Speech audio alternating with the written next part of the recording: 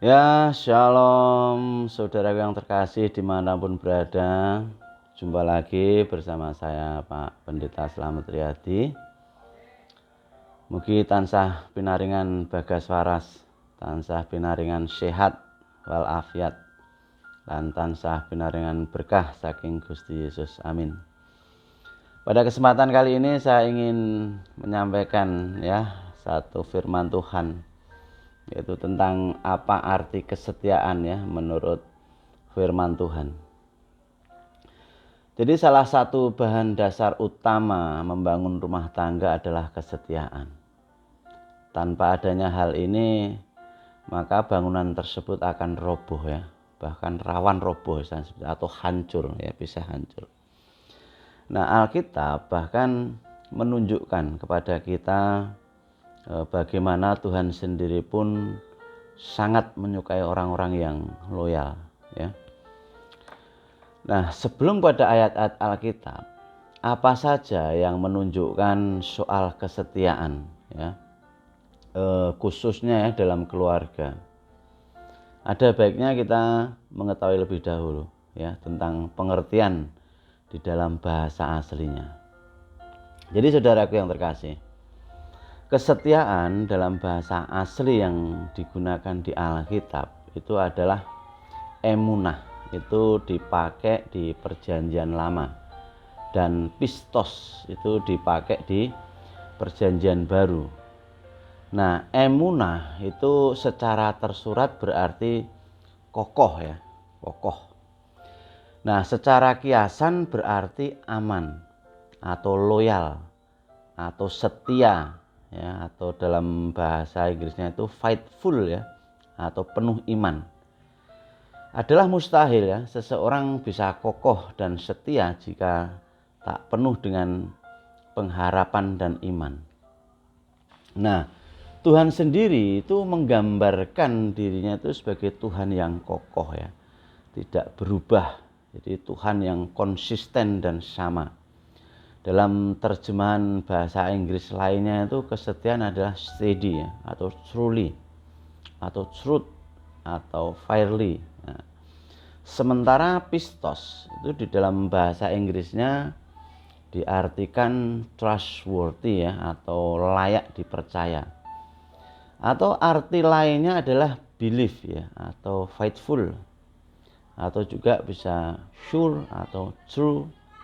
Nah, kata ini digunakan di dalam ayat seperti kalau kita setia itu pistos, itu dalam hal kecil, maka kita akan dipercaya dalam hal besar.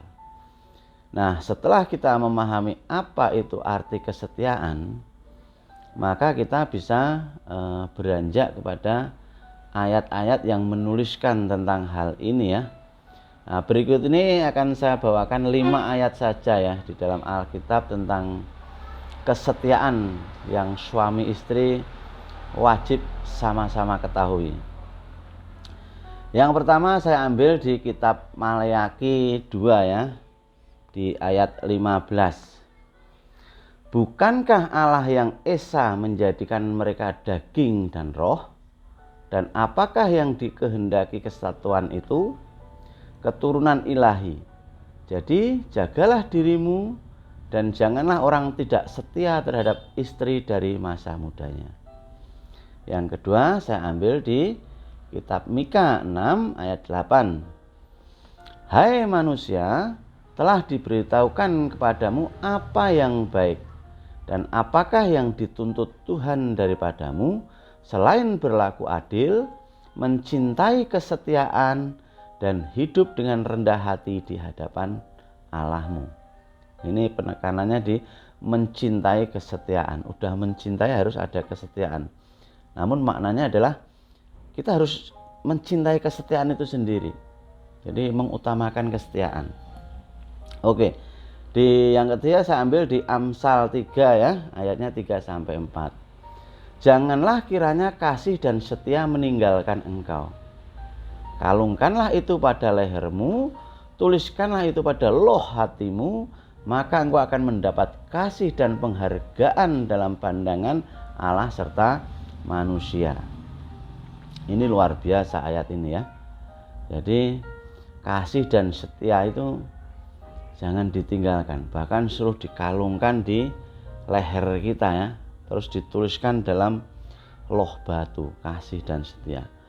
Tuliskan dalam loh batu hati kita, ini loh hati kita ya, bukan loh batu yang di pinggir jalan, tapi loh di dalam hati ya. Tuliskanlah itu pada loh hatimu. Dahsyat. Oke, yang keempat saya ambil di Ibrani 13 ayat 4. Hendaklah kamu semua penuh hormat terhadap perkawinan dan janganlah kamu mencemarkan tempat tidur. Sebab orang-orang sundal dan pezinah akan dihakimi Allah. Yang kelima, Matius 5:28. Tetapi aku berkata kepadamu, setiap orang yang memandang perempuan serta menginginkannya sudah berzina dengan dia di dalam hatinya. Jadi saudaraku yang terkasih, kita sudah mengetahui hal ini ya. Maka hiduplah sebagai orang yang setia seumur hidup. Bukan sebuah hal yang mudah ya, tetapi bersama Tuhan Yesus pasti bisa. Jika pasangan belum mengetahui firman Tuhan di atas, maka bagikanlah. Ya, bagikanlah. Jangan disimpan sendiri ya. Jadi jangan takut dengan penolakan yang akan ditunjukkan, karena setiap firman Tuhan yang dibagikan tidak akan pernah kembali dengan sia-sia. Oke saudaraku yang terkasih, saya rasa itu aja dulu renungan singkat dari saya. Tuhan Yesus Kristus memberkati. Haleluya. Shalom. Tuhan memberkati. Amin.